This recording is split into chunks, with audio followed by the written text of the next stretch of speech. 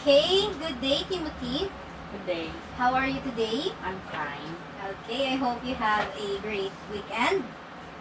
Now, before we begin with our lesson, um, I will ask you a few questions. Now, I have here a necklace. Now, what does this necklace say about someone who wears it? What do you think? Attractive. Attractive, and do you think it looks expensive? Yes. Okay. Is it more important to look rich or be rich? What do you think? It's important to be rich. Okay, so have you ever pretend to someone you're not, and why? You haven't? Or have you ever borrowed something to someone? You haven't? Okay, so in today's lesson, okay, we will have a story called The Necklace by Guy de Maupassant. Now, I have here story. All you have to do is listen. And after this, please listen carefully because after this, you will have to retell it in your own words. Is it that clear? Okay, so now, here is the story. The Necklace by Guy de Maupassant. She was one of those pretty and charming girls who are sometimes, as if by mistake of destiny, born in a family of clerks. She had no dowry, no expectation, no means of being known, understood, loved, wedded by any rich and distinguished man. And she let herself be married to a little clerk at the Ministry of Public Instruction. She dressed plainly because she could not dress well, but she was as unhappy as though she had really fallen from her proper station. Since with women there is neither caste nor rank, and beauty, grace, and charm act instead of family and birth. Natural fineness, instinct for what is elegant, suppleness of wit are the sole hierarchy, and make from women of the people the equals of the very greatest ladies. Okay, if you have any question, just please let me know, okay? Now, she suffered ceaselessly, feeling herself born for all the delicacies and all the luxuries. She suffered from the poverty of her dwelling, from the wretched look of the walls, from the worn-out chairs, from the ugliness of the curtains. All those things of which another woman of her rank would never even have been conscious. It means that she was like very poor. She thinks that she is the only woman who are suffering from all those types of problems. Like for example, is the curtains is torn, something like that. Now, where are we? Ayan. Tortured her and made her angry. The sight of the little Brenton peasant who did her humble housework arose in regret, which were despairing and distracted dreams. She thought of the silent antechambers hung with oriental tapestry, lit by tall bronze candelabra, land of the two great footmen in knee breeches who slept in the big armchairs, made drowsy by the heavy warmth of the hot air stove. She thought of the long salons fitted up with Asian silks, of the delicate furniture carrying priceless curiosities, and the coquettish perfume boudoirs made for talks at 5 o'clock with intimate friends, with men famous and sought after, whom all women envy, and whose attention they all desire. When she sat down to dinner, before the round table covered with the tablecloth, 3 days old opposite her husband, who uncovered the soup tureen and declared with an enchanted air, "Ah, the good pot of food! I don't know anything better than that." She thought of dainty dinners, of shining silverware, of tapestry, which peopled the walls with Asian personage and with strange birds flying in the midst of fairy forests.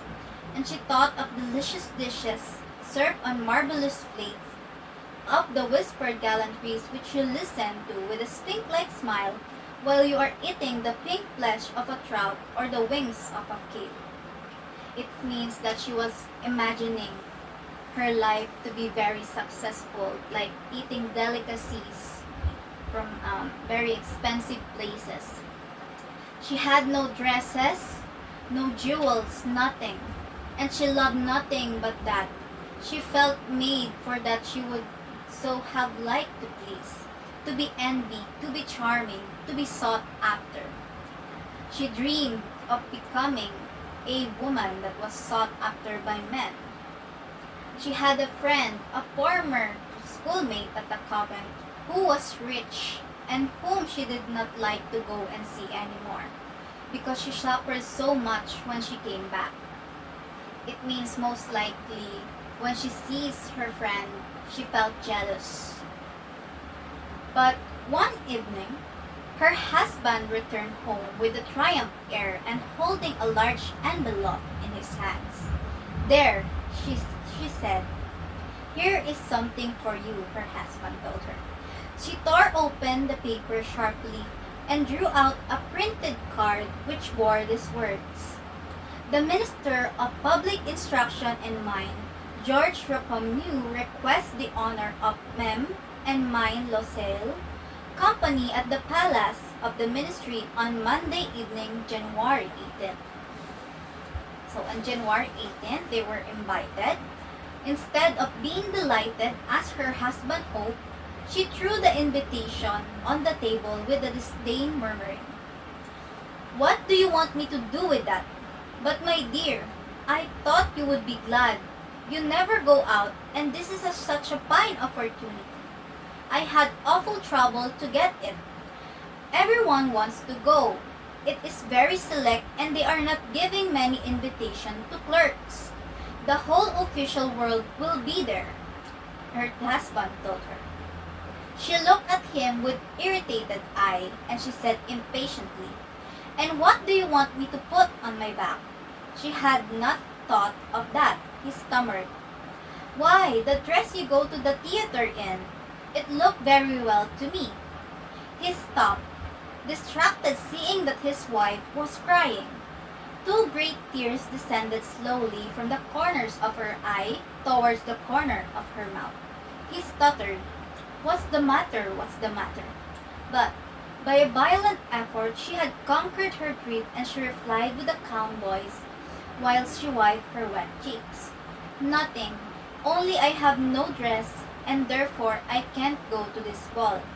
Give your card to some colleagues, one whose wife is better equipped than I."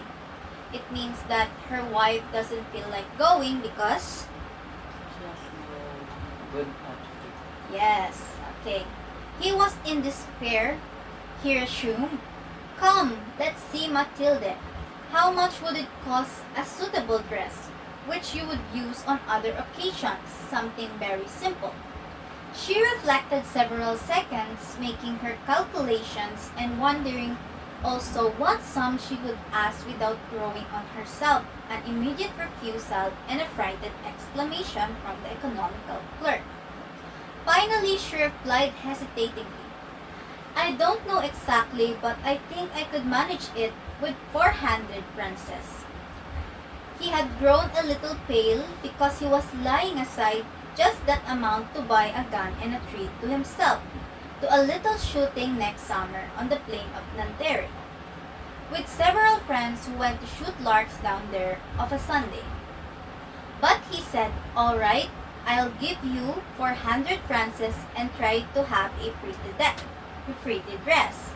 It means that her husband was about to buy a gun instead of a dress.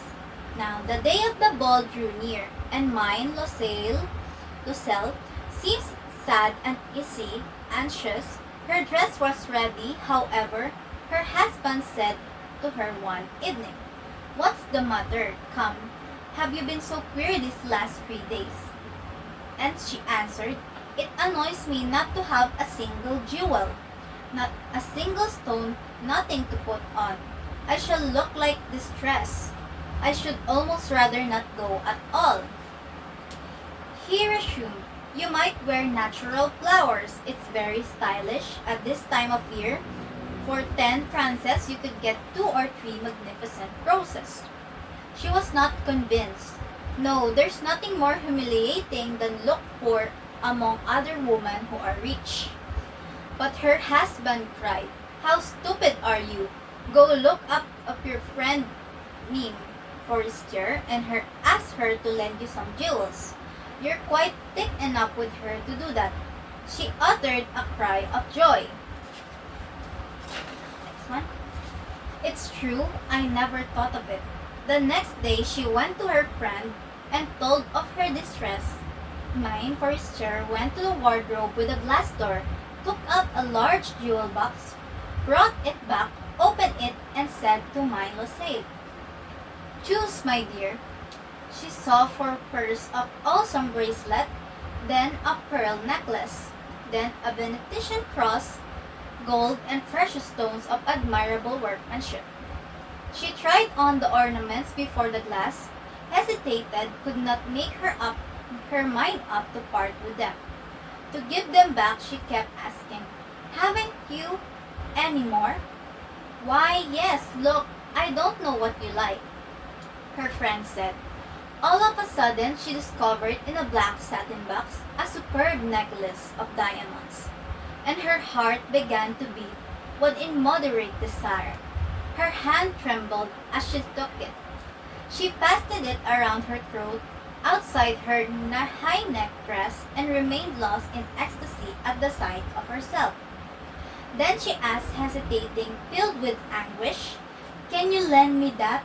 Only that?" "Why, yes, certainly." She sprang upon the neck of her friend, kissed her passionately, then pled with her treasure. Okay, what did she borrow? A necklace. Okay. The day of the ball arrived. Mime Losale made a great success. She was prettier than them all, elegant, gracious, smiling, and crazy with joy. All the men looked at her, asked her name, and endeavored to be introduced. All the attaches of the cabinet wanted to waltz with her. She was remarked by the minister himself. She danced with intoxication, with passion, made drunk by pleasure, forgetting all in the triumph of her beauty and the glory of her success, in all sorts of cloud of happiness. Composed of all this homage, of all this admiration, of all this awakened desire, and of that sense of complete victory which is so sweet to a woman's heart. She went away about 4 o'clock in the morning. Her husband had been sleeping since midnight in a little deserted anteroom with 3 other gentlemen whose wives were having a very good time. He threw over her shoulders the wraps which he had brought, modest wraps of common life, whose poverty contrasts with the elegance of the ball dress. She felt this and wanted to escape, so as not to be remarked by other women who were enveloping themselves with cozy furs. Loisel held her back. "Wait a bit, you will catch cold outside. I will go and call a cab." But she did not listen to him and rapidly descended the stairs. When they were in the street, they did not find a carriage, and they began to look for one, shouting after the cabmen who they saw passing by at a distance. They went down towards the scene in despair, shivering with cold as the last they found on the quay one of those ancient noctambulent cubes, which exactly as if they were ashamed to show their misery during the day, are never seen around Paris until after nightfall. It took them to their door in the Rue des Martyrs, and once more, sadly, they climbed up homeward. All was ended for her, and as to him, he reflected that he must be at the ministry at 10 o'clock. She removed the wraps which covered her shoulders before the glass, so as once more to see herself in all her glory. But suddenly, she uttered a cry. She had no longer the necklace around her neck. Her husband, already half undressed, demanded, "What's the matter with you?" She turned madly towards him. I have, I have Miss Mime Forrester's necklace. He stood up distracted. What? How? Impossible. And they have looked in the folds of her dress, in the folds of her clothes, in her pockets, everywhere. They did not find it, he asked. You sure you had it on when you left the ball? Yes, I felt it in the vestibule of the palace. But if you had lost it in the street, we should have heard it fall. It must be in the cab. Yes, probably. Did you take his number? No, and you? Didn't you notice? No. They looked thunderstruck at one another. At last, Loisel put on his clothes. I shall go back on foot, he said, over the whole route which we have taken to see if I can find it. And he went out. She sat there waiting on a chair in her ball dress, without strength to go to bed. Overwhelmed, without fire, without a thought, her husband came back about 7 o'clock. He had found nothing. He went to the police headquarters, to the newspaper office to offer a reward.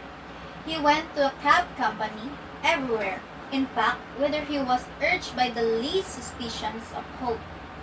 She waited all day in the same condition of mad fear before this terrible calamity. Loisel returned at night with a hollow failed face. He had discovered nothing. You must write to your friend, he said, that you have broken the clasp of her necklace and that you are having it mended. That will give us time to turn around. So what did his husband suggested?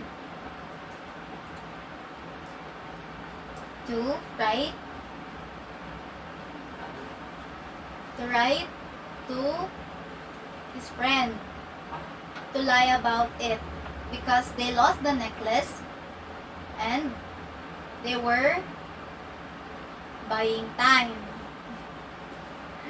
She wrote, okay, listen carefully, She wrote to this dictation. At the end of the week, they had lost all hope, and Loisel, who had aged 5 years, declared, we must consider how to replace the ornament.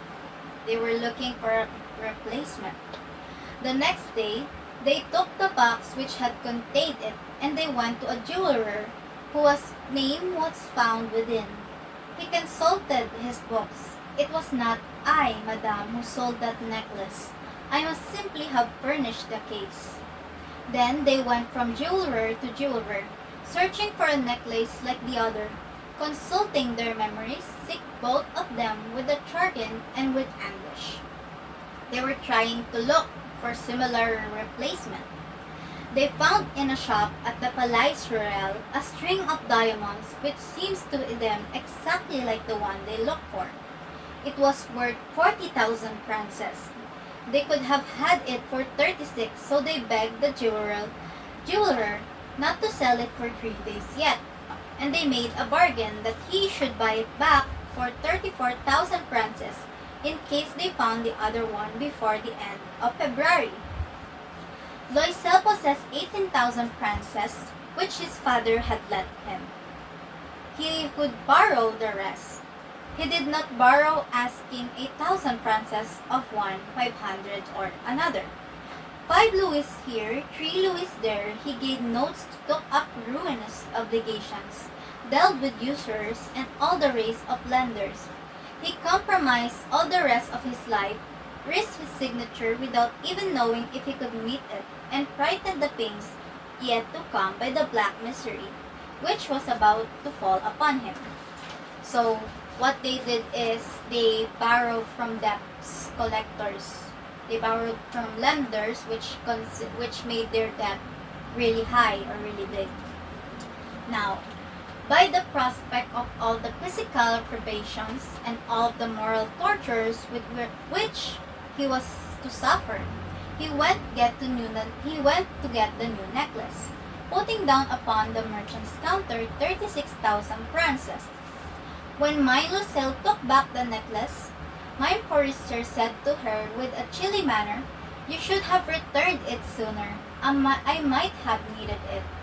She did not open the case as her friend had so much feared. If she had detected the substitution and would have thought, what would she have said? Would she not have taken Minusail for a thief? Minusail now knew the horrible existence of the needy. She took her part, moreover, all of a sudden, with heroism. That dreadful debt must be paid. She would pay it. They dismissed their servants. They changed their lodging. They rented a garret under the roof. She came to know what heavy housework meant and the audacious cares of the kitchen. She washed the dishes using her rosy nails on the greasy pots and pans. She washed the dirty linens, the shirts, and the dishcloths, which she dried upon a line. She carried the slops down to streets every morning and carried up the water, stopping from breath at every landing. And she dressed like a woman of the people.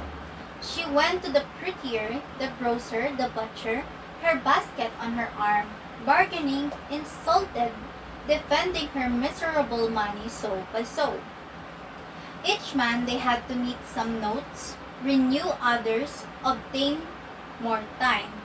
Her husband worked in the evening, making a fair copy of some tradesman account, and late at night he often copied manuscript for 5 sous a page. At this life lasted for 10 years. At the end of 10 years, they had paid everything, with the rates of usury and accumulations of the compound interest. Mademoiselle looked old now. She had become the woman of impoverished household, strong and hard and rough, with frowsy hair, skirts askew, and red hands. She talked loud while washing the floor with great swish of water. But sometimes, when her husband was at the office, she sat down near the window and she thought of that gay evening of a long ago, of that ball where she had been so beautiful and so pretty. What would have happened if she had not lost the necklace? Who knows, who knows? How life is strange and changeful. How little things is needed for us to be lost or to be saved. But one Sunday, having gone to a walk in the Champs-Élysées, to refresh herself from the labors of the week, she suddenly perceived a woman who was leading a child. It was Mime Forrester, but still young, still beautiful, still charming. Mademoiselle felt moved. Was she going to speak to her? Yes, certainly, and now she had paid. She was going to her and tell her all about it. Why not? She went up. Good day, John. The other, astonished to be familiarity addressed by the plain good wife, did not recognize her at all and stammered. But madame, I do not know. You must have mistaken. No, I am Mathilde Lucille. Her friend uttered a cry. Oh, my poor Matilda, how could you have changed? Yes, I had hard days enough since I have seen you. Days wretched enough, and that is because of you. Of me? How so? Her friend said. Do you remember that diamond necklace which you lent me to wear at the ministry ball? Yes, well, I lost it. What do you mean? You brought it back. I brought you back another just like it, and for this we have been 10 years paying. You can understand that it was not easy for us who have nothing. At last it ended, and I am very glad. My Forrester had stopped. You say that you brought a necklace of diamonds to replace mine? Yes, you've never noticed it then. They were very light, and she smiled with joy which was proud and naive at once. My Forrester strongly moved took her 2 hands. Oh, my poor Matilde! Why, my necklace was a face. It was worth at most 500 francs. Okay. Did you get it? Okay, let's move on. Now, in this box, I have some questions regarding the story before we move on for you to retell it. Okay? You may now get some. Okay. Read the questions and then answer it after. Do you think it was right to hide the truth? Why or why not? Okay, do you think it was right to hide the truth that they lost the necklace? For me, no. Because Because, the necklace only worth 500. yes, if they didn't hide it, they could have known that it wasn't real. It was just Fake. fake. Okay, the next one.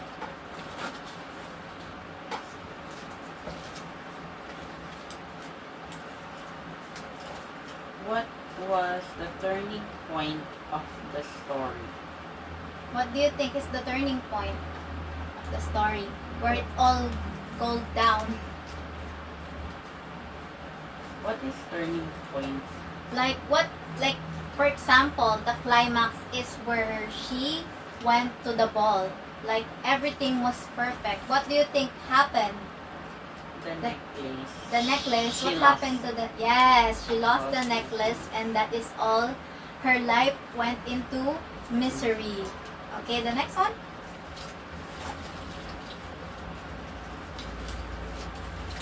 What would you do if you were in In, her shoes? yes, what would you do if you were the one who lost the I necklace? would tell the owner that I lost it because the necklace is fake. Okay. But what if you didn't know it was fake and you assumed, just like she did, that it was real and cost 1,000?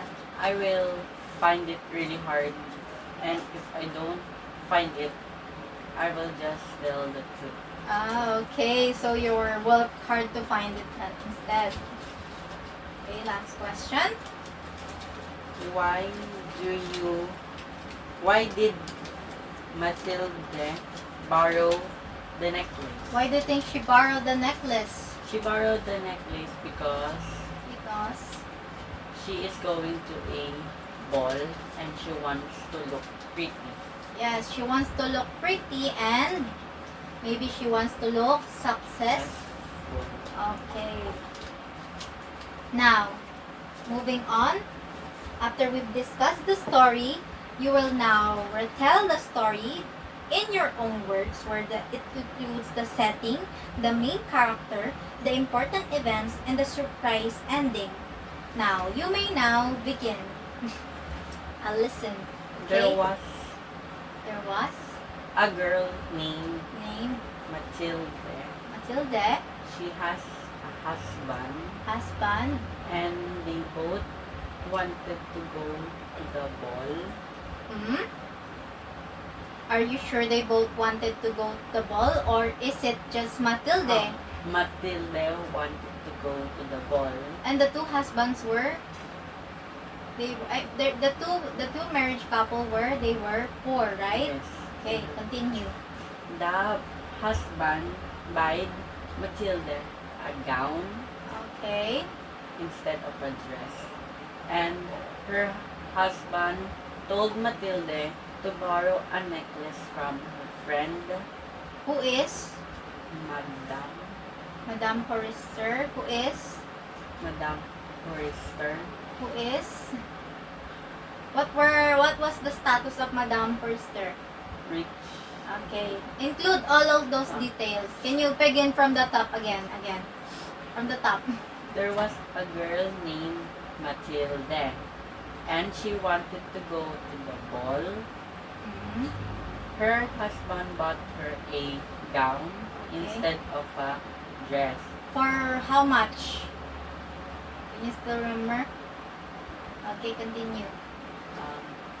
Her husband told Matilde to borrow a necklace from her rich friend, rich Madame Boy, Foy. Rister. Madame Forrester lent Matilde a diamond necklace. When the ball has come, Matilde looked pretty and successful, Okay. and everyone was looking at her diamond necklace. Everyone was looking. Okay. After that, she rode a cab. Cab, yes. And when they got to their destination, she realized that her Necklace. niece is Gone. gone. She was shocked and scared. Mm.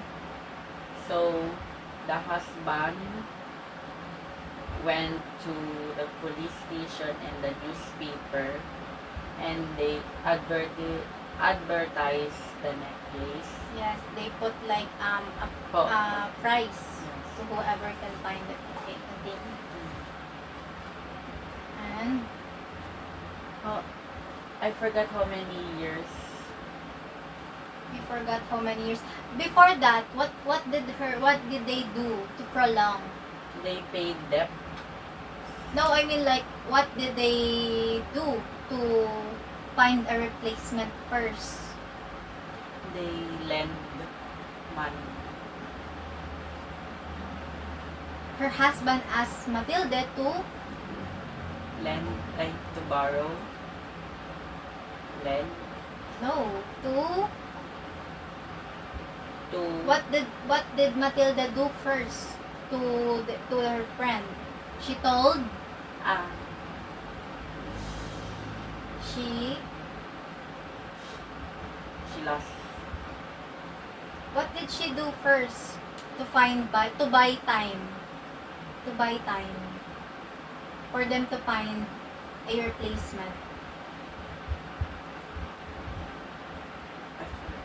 She wrote She wrote a message. yes, and what message?